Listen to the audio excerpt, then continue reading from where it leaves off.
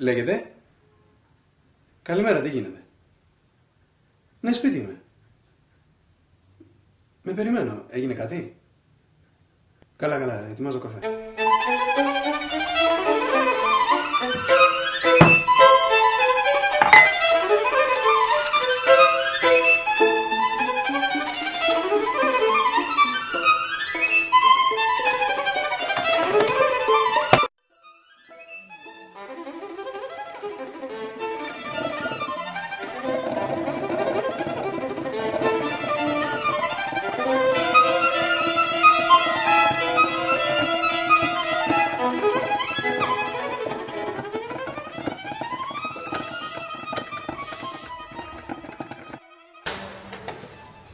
Καλημέρα. Καλημέρα.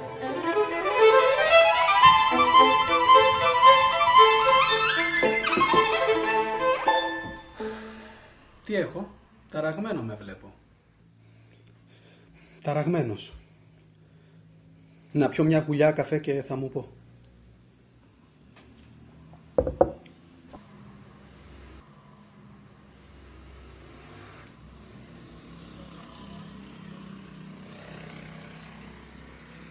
Άντε, λέγε. Θυμάμαι που με χώρισα πριν 2 μήνες. Ναι. Το πρωί με συνάντησα. Στη στάση. Και με ακολούθησα. Ήμουν σίγουρος ότι ήμουν εγώ. Αυτή η μορφή έχει χαρακτήσει στη μνήμη μου. Θα με αναγνώριζα ανάμεσα σε χιλιάδες. Αυτό που με τρέλανε όμως είναι ότι κατάλαβα ότι ακόμα με θέλω. Με αγαπώ ακόμα.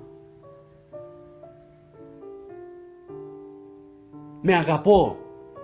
Αλλά και με φοβάμαι. Γι' αυτό και είχα διακόψει τότε μαζί μου. Ήμουν πολύ επιθετικός.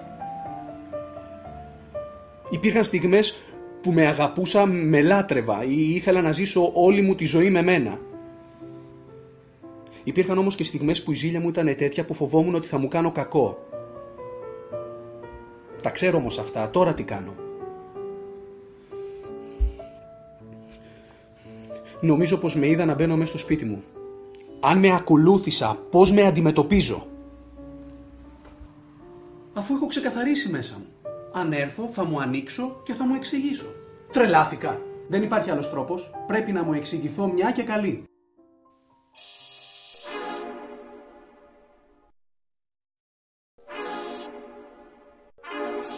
Θεέ μου, εγώ θα είμαι. Ας ηρεμήσω. Μου ανοίγω. Όχι.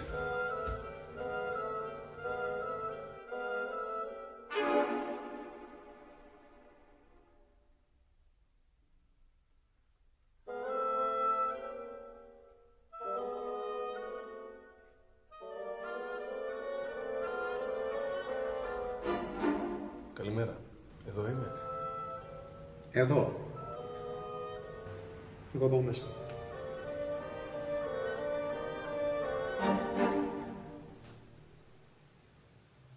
Καλημέρα. Είμαι καλά? Καλά είμαι. Εγώ καλά. Συγγνώμη που με ακολούθησα, αλλά θα ήθελα να ξεκαθαρίσουμε κάτι. Ό,τι ήταν να ξεκαθαρίσουμε, το ξεκαθαρίσαμε πριν 2 μήνες. 2,5. Τι? 74 μέρες για την ακρίβεια. Θέλω να τελειώσουμε τώρα μια και καλή. Θέλω να μου δώσω μια ευκαιρία ακόμα.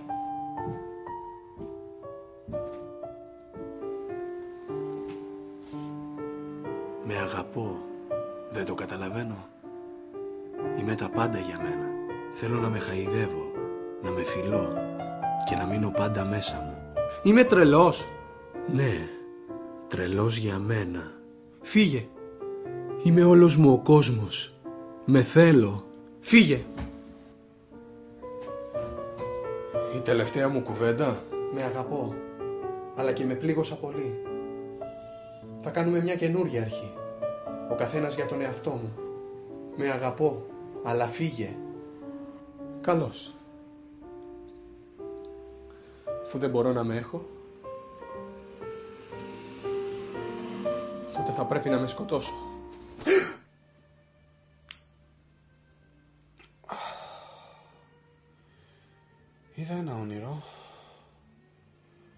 με αγαπούσα, αλλά με ζήλευα και ήθελα να με σκοτώσω. Ακούς? Ήμουν όλοι εγώ. Εγωιστή.